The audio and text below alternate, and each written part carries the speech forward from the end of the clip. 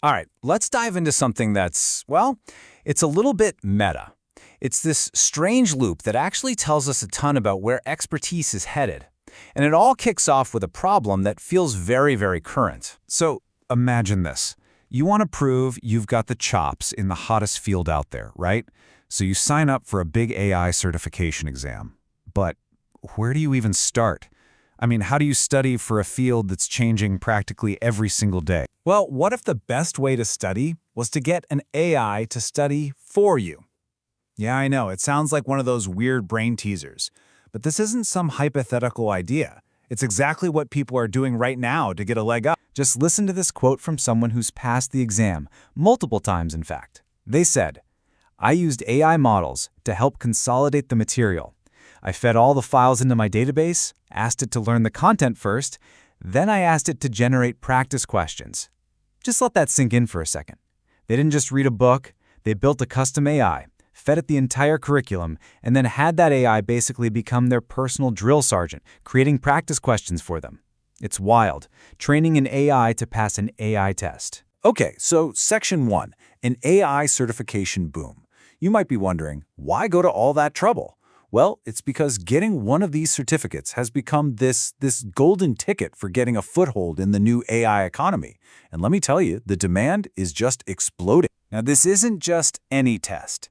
We're talking about a specific one, Taiwan's iPAS certification for what they call an AI application planner.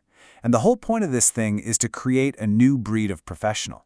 You know, someone who doesn't just get what AI can do, but knows how to actually apply it strategically in a real business. And when I say the demand is exploding, I mean it. Just look at these numbers. This chart isn't just data. It's a real-time gold rush. In March, you had about 1,300 people take the test. By May, that jumped to over 3,000. And by August, more than 4,000 people. It more than tripled in just a few months. That is the kind of frenzy we're talking about here. So, next up, how to hack an exam. Okay, so with thousands of people all clamoring for this certification, how do you possibly get an edge? Well, it turns out there's a really smart playbook for passing not just this exam, but pretty much any big test. And it all starts with some timeless advice from Sun Tzu's The Art of War. Know your enemy, know yourself. Because you've got to realize, an exam isn't just about what you know. It's a game of strategy. You have to understand the test inside and out, and you have to be totally, brutally honest about your own strengths and weaknesses. So this whole philosophy boils down to a really clear four-step process. First, you have to know the exam inside and out, the rules of the game.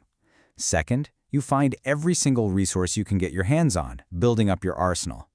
Then, and this is the really clever part, you learn, but you use the 80-20 rule to focus only on what really matters.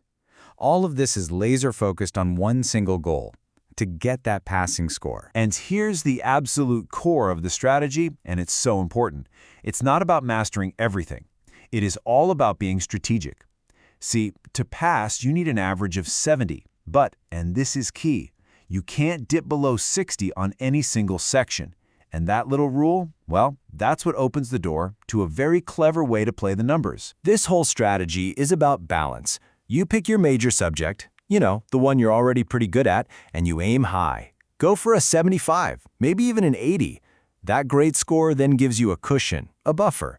So for your weaker minor subject, you just have to focus on clearing that 60-point minimum. It's not about being perfect everywhere. It's about smartly spending your study time to get the best possible total score.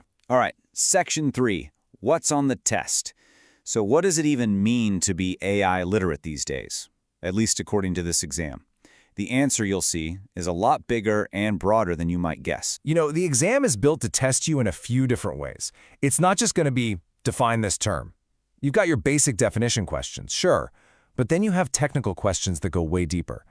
And then you have situational questions that put you in a business scenario and say, okay, solve this. Plus, they even have tool-based questions about specific platforms. It's this mix of book smarts and street smarts, theory and real-world practice. And a really huge chunk of this exam is all about ethics, with this idea of responsible AI at the absolute center of it all. This really points to a major shift, doesn't it? Being an AI pro isn't just about what the tech can do, but what it should do. It's all about making sure these powerful tools are safe, trustworthy, and actually align with our human values. And believe me, this isn't some abstract philosophical debate. To pass this test, you have to know actual laws and government policies. We're talking about big international stuff, like the EU AI Act, but also very specific guidelines for finance, for manufacturing, and national talent policies. This is all the proof you need that being an expert in AI today means you have to understand policy just as well as you understand programming. Okay, so our final section here, the future of expertise. All of this, the test, the strategy, the content, it really brings us to a much bigger question. What does this whole certification craze tell us about the future of work and what we even consider to be expertise anymore? Well, governments are already thinking about this very explicitly. Take Taiwan's AI talent policy. It lays out this whole spectrum of skills. At the very top, you have your PhDs, the research talent, inventing new AI. Then you have the development talent, the engineers who build it.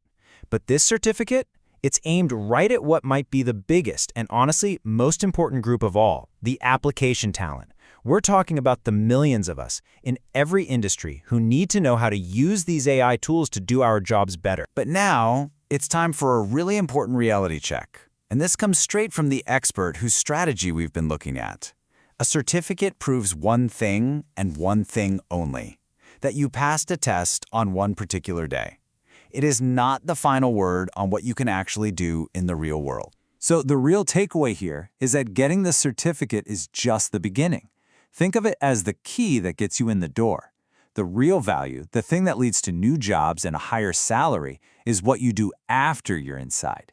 You have to keep learning, keep building practical skills, and actually apply what you know. And that brings us right back to where we started, with an AI that can study for and pass the AI exam. As these systems get better and better, not just at answering questions, but at mastering entire fields of knowledge, a simple passing grade is going to mean less and less. And that leaves us with a pretty urgent and fascinating question to think about. When AI can pass the test, what is it that will prove our worth?